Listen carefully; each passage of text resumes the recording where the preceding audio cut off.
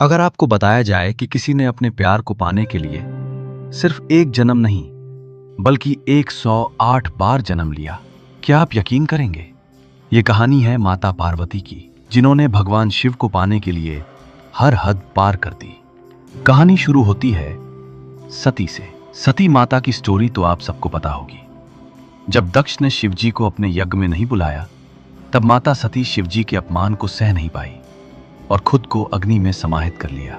इस घटना ने शिव को अंदर से तोड़ दिया। उन्होंने दुनिया से खुद को अलग कर लिया, शांत, स्थिर और पूरी तरह विरक्त। लेकिन सच्चा प्रेम कभी खत्म नहीं होता।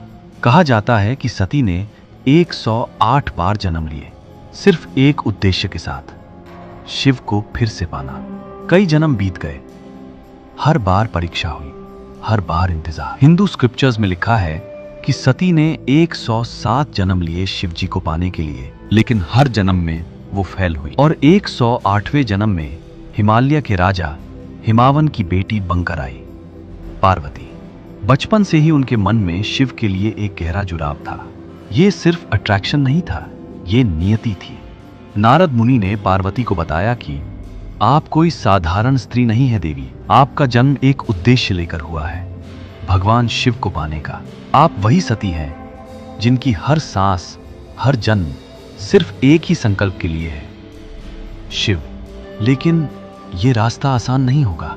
और फिर उन्होंने पार्वती को दिया वो मंत्र जो सिर्फ शब्द नहीं, शक्ति था। ओम नमः शिवाय।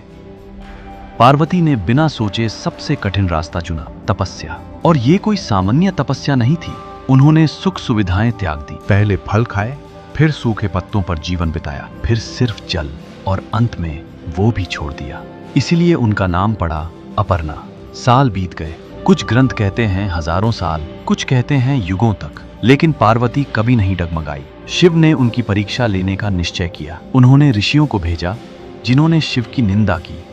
उन्होंने कहा, शिव, वो तो शमशान में रहते हैं, भूतों के साथ घूमते हैं, तुम उनके लिए क्यों अपना जीवन बर्बाद कर रही हो?